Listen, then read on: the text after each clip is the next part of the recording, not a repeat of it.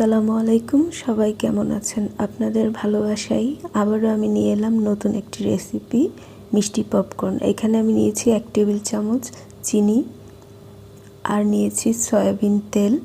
আপনারা চাইলে butter use করতে পারেন। আর ভুট্টাটা নিয়েছি আমি 50 গ্রামের মতো। চলুন তাহলে রান্নায় যাওয়া যাক। আমি এখানে কড়াই বসিয়ে দিয়েছি। কড়াইটা কিন্তু আমি খুব হিট করিনি। দিয়ে দিলাম সয়াবিন তেল, দিয়ে পপকর্নটা দিয়ে দিব, কারণ বেশি হিট করলে সাথে সাথে এটা ছিটতে পারে। দিয়ে দিব 1 চিমটি লবণ। যদি আপনি শুধু সল্টি পপকর্ন খেতে চান তাহলে 1/2 চামচ লবণ দিতে পারেন, কিন্তু আমি যেহেতু চিনি দিয়ে দিব, এটাতে মিষ্টি খাবো, সেই জন্য আমি পপকর্নে লবণটা বেশি পরিমাণে দিব না। বেশি দিলে সেটা খাওয়া যায় না।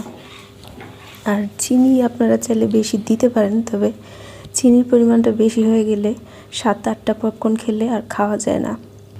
এখন এটা ফুটতে শুরু করেছে। আমি ঢেকে দিয়েছিলাম। এটা 1 সেকেন্ডের মধ্যেই ঢেকে দেওয়ার পরে ফুটতে শুরু করে। ঢাকনাটা খোলা যাবে না যতক্ষণ এইভাবে ফুটতে থাকবে। একটা শব্দ হবে, সিলভারের ঢাকনা দিলেও একটা টনটন শব্দ হবে, আবার গ্লাসেও শব্দ হচ্ছে, আপনারা শুনতে পাচ্ছেন।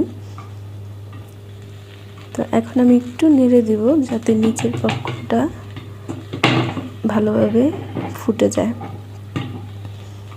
তো পপকর্ন ভাজা হয়ে গেছে। আমি ততক্ষণ ঢাকনা খুলব না যতক্ষণ না এটা ফুটা বন্ধ হয়। এখন একটু শিওর হয়ে নিলাম যে এটার ভিতরে কোনো রকম ভুট্টা ভাজা হয়নি এরকম। এখন চিনিটা আমি ছড়িয়ে দেব আস্তে আস্তে। অনেকে দেখেছি ক্যারামেল করে তারপরে দেয়, সেটা শক্ত শক্ত হয়ে থাকে। আমার কাছে এটা ভালো লাগে না। আমার প্রায় 8-9 বছরের অভিজ্ঞতা। আমি আমার নিজের জন্য, ভাই বোনদের জন্য, হাজব্যান্ডের জন্য যখনই পপকর্ন বানাই, সুইট পপকর্নটা সবাই একটু বেশি পছন্দ করে, তো এভাবেই চিনি দিতে হবে। বেশি চিনি দিলে বা ক্যারামেল করলে খেতে ভালো লাগে না। এভাবে ভেজে নিব। যদি ওভার হয়ে যায়, চিনি ব্রাউন কালার হয়ে যায়, সেটা নিম তিতার মতো তিতা হয়ে যাবে, খেতে পারবেন না। এজন্য খেয়াল রাখতে হবে। যখন একটু একটু দলা বাঁধতে শুরু করবে, এই যে এইরকম, তখনই এটা বুঝতে হবে যে হয়ে গেছে। চিনিটা জাস্ট গলে ওটার সাথে মিশে গেলেই হলো, হয়ে গেল। এখন আমি একটা বাটিতে তুলে নিলাম।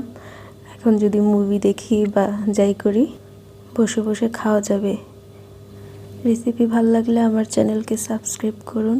আবারও আসবে নতুন কোনো রেসিপি নিয়ে। আজকে এই পর্যন্তই। আল্লাহ হাফেজ।